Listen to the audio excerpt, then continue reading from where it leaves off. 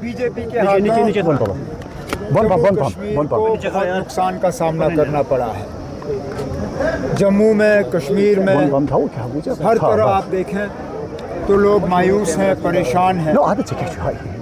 इस परेशानी से, इस मायूसी से बचने का एक ही तरीका है।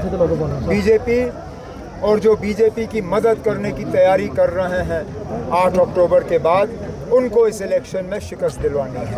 और उसके लिए प्री पोल अलायंस के तौर पे हमने अपने आप को लोगों के सामने पेश किया है, ये साबित करने के लिए कि हम ही लोग हैं जो बीजेपी के साथ मिलकर हुकूमत बनाने के लिए तैयार नहीं हैं।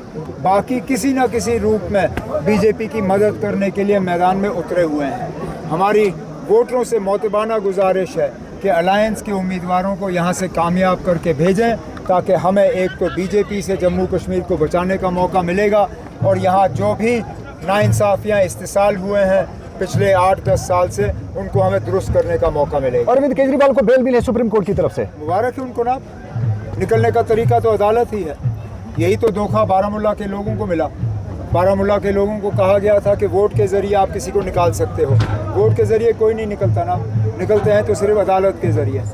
सीताराम येचुरी का देहांत हुआ सर। अब हमारे मंशूर में ऐसी कौन सी बात है ना जिसका उन्होंने जिक्र नहीं किया।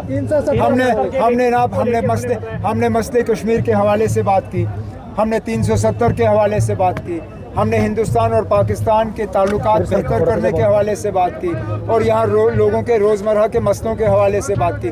मुझे ऐसा बताइए ना, हमने ऐसा कौन सा इशू छोड़ा है जो लोगों को जाके टच नहीं करती। अब इंजीनियर रशीद साहब ने कल शायद ये कहा कि अगर मैं उसके साथ वापस दिल्ली जाने के लिए तैयार हूँ तो वो मैदान छोड़ेंगे हमारे हक़ में। मैं आज कहता हूँ ना, जिस दिन उसको वापस तिहाड़ जेल वापस जाना होगा, मैं साथ जाऊंगा उसको वहाँ छोड़ने के लिए। मैदान छोड़े और घर में बैठे। गुलाम नबी आज़ाद ने कहा ये बताएगा कि 370 को लेकर उनका मतलब एजेंडे को डिफाइन करेंगे, तो हम डिफाइन करने की क्या जरूरत है। हमने कहा है कि हम इसके बहाली के लिए लड़ाई लड़ेंगे। हमने तो कहा है हम 2 चीज़ों पे लड़ रहे हैं ना। अब एक तो बीजेपी को बाहर रखने के लिए, और हमसे जो छीना गया है उसको दोबारा बहाल करने के लिए। कल जब इंजीनियर रशीद साहब से एक सेमिनार में यही सवाल पूछा गया कि क्या वो बीजेपी की मदद करेंगे इलेक्शन के बाद, वो उस पर खामोश रहे। वो खुल के क्यों नहीं कहते हैं ना कि हर किसी सूरत में भी वो बीजेपी की मदद जो है इलेक्शन के बाद नहीं करेंगे। गुलाम नबी आज़ाद ने कहा कि इंडिपेंडेंट कैंडिडेट को वोट देना चाहिए। गुलाम नबी आज़ाद ने कहा कि इंडिपेंडेंट कैंडिडेट को